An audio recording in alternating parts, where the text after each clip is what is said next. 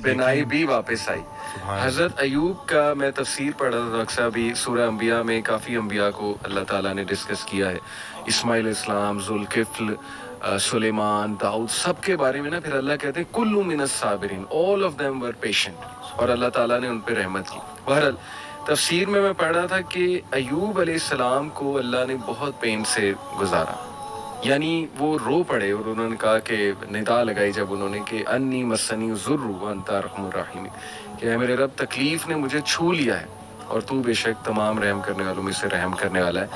तो लिखा होता है तफसीर में कि the reason Allah Taala made him go through all this tough time was to tell everyone कि मैं अपने प्यारों को तकलीफ से गुजारता हूँ। ये ना समझना कि मैं तुमसे हेट करता हूँ या मैं जो है वो कोई तुम्हें पनिश कर रहा हूँ, क्योंकि देखो अगर अयूब गुजर सकते हैं और अंबिया गुजर सकते हैं तो मे बी इसमें बहुत बड़ी हिकमत है, पेन में, गम में। तो लेकिन ये कि एंड में रिलीफ आया। अल्लाह कहते हैं हमने उसे रिलीफ दिया अपने बंदे को, उसके औलाद उसे वापस की, वाइफ तो साथ ही, लेकिन इनकी औलाद बिछड़ गई थी।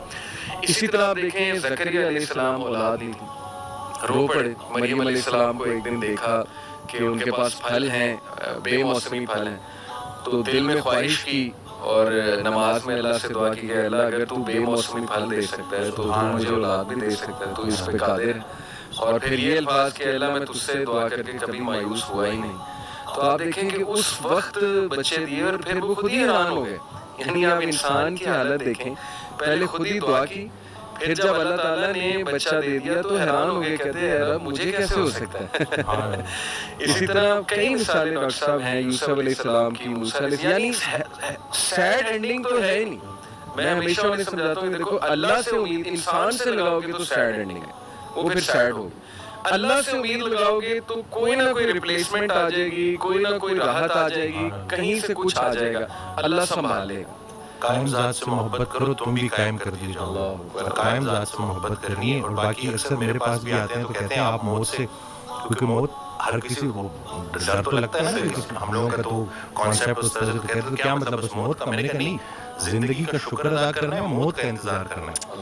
जिंदगी का शुक्र अदा करना है, मौत का इंतजार करना है कि लाइफ गुजारनी है, और लेकिन उसके साथ कुछ ज्यादा पक्का प्लान नहीं बनाना है। यहाँ पहले ये सवाल ये सोचो कि अल्लाह ने भेजा क्यों, सही बात। और फिर सोचे कि वापस क्यों बुला रहा है। तो कुछ तो लेके जाना है ना साथ, तो अब जो लेके जाना है उसके बारे में सोचो। ऐसे ही है, करने वाले काम है कर डालो। ऐसे ही और है। खुशियाँ, सुकून, आसानियाँ ढूंढने से नहीं मिलती, देने से मिलती हैं। जब आप देना शुरू कर दो, उस दिन मैं एक ऑडियो सुन रहा तो किसी ने पूछा कि तकदीर क्या है, तो कहते हैं सवाल आपका थोड़ा मैं चेंज कर देता हूँ, आपका सवाल ये होना चाहिए कि बाय चांस है या बाय चॉइस। तो बाय चॉइस उसमें यही है कि आपकी तकदीर दुआओं में पोशीदा है और दूसरों की दुआओं में। अल्लाह। एक शख्स उनके पास गया कि बड़ा परेशान हूँ, हल बताएं। तो कहते हैं आसान हल है, कोई शख्स तलाश करो जो तुम्हें दुआ दे, लेकिन एक शर्त है, उसे बोलना ना पड़े कि मेरे लिए दुआ दो, वो तुम्हें देखे और दुआ दे। उसकी जिंदगी में कुछ ऐसा कर जाओ कि वो तुम्हें देखे और दुआ दे। तो ये जो मेन जो कहते हैं ना कि जितना जितना इंसान अल्लाह के करीब होता जाता है उतना उतना उसकी मखलूक के करीब होता जाता है। बल्कि हज़रत के एक जुमले ने तो मेरी लाइफ ही चेंज कर दी। और वो जो मेरी देखिए, कोई एक बाज़ औक़ात इंसान बड़ी किताबें पढ़ता है और बाज़ औक़ात एक जुमला। अब ये जुमला आप देखें कि वो आबिद इबादत करने वाला डॉक्टर जो अपने मरीज के लिए मुखलिस नहीं, उसकी इबादत उसे कोई नफा नहीं पहुंचा। अब ये इतना हो कि मैं अगर सिर्फ और सिर्फ क्योंकि मेरे मुझसे तो अल्लाह मेरे मर्तबे का पूछेगा कि तुमके पूरे पाकिस्तान में चंद लोग थे जिनको डॉक्टर बनाया, अल्लाह नहीं बनाया ना। और फिर उसके बाद यूं बनाया कि तुम नाफे इल्म हासिल कर रहे थे जिससे मखलूक का नफा हो। अब ये बताओ कि कितने लोगों का नफा हो। कब्र में नेमतें देने वाला नेमतों के मुतालिक पूछेगा कि दी तो तुझे मैंने नेमतें थी ताकि तू मेरे करीब हो जाए, तो मेरी नेमतें इस्तेमाल करके जहन्नुम तक कैसे पहुंच गया। और गाफिल की आंख तब खुलती है जब बंद होने वाली होती है। बल्कि एक और जुमला कि हम जिंदगी फिरौन की मांगते हैं और आकिबत मूसा की मांगते हैं। तो ये देख लेना कि अगर आपकी नमाज का अमल आपकी जिंदगी में जाहिर होना चाहिए। और बाकी ये है कि अल्लाह ताला, हमें नहीं पता कि कौन सी छोटी नेकी किधर जाके हमें, सही बात है। तो ये बस। और दूसरा है कि जो माशाल्लाह आप काम कर रहे हैं बच्चों को लेके कि क्यों गुनाह खतरनाक है रूह के लिए, تو ہم روح اور جسم کی کمبینیشن ہے. صحیح بات. آج کا ڈاکٹر اس لیے پورا کامیاب نہیں ہے کیونکہ وہ صرف جسم کو فوکس کر رہا ہے. روح پہلے بیمار ہوتی ہے, جسم اس کو فالو کرتا ہے.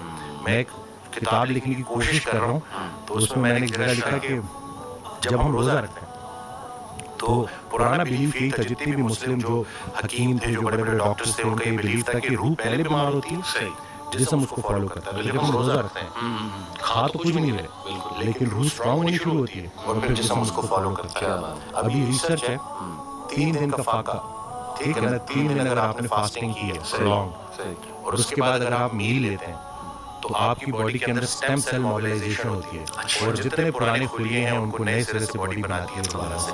یہ اسٹیم سیل موبلائزیشن فاسٹنگ کے ذریعے, آٹوفیجی 2016 یا 17 کا نوبل پرائز ون کر چکا ہے بندہ.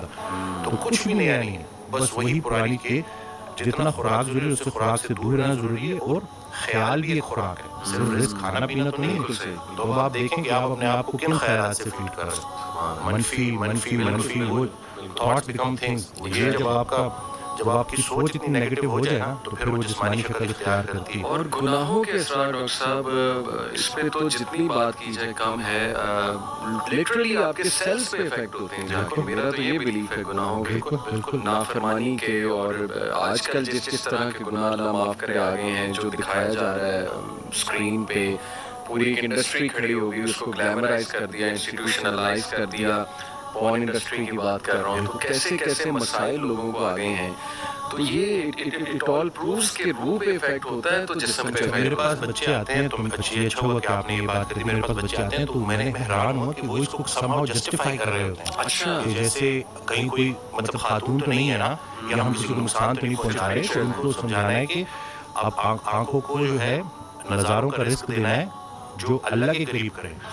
یہ جو اتنی کائنات اللہ نے بنائی ہے, یہ ہمارے لیے بنائی ہے, ہماری آنکھوں کے لیے بنائی ہے, اور ہم سب کو چھوڑ کے کدھر فوکس کر رہے ہیں.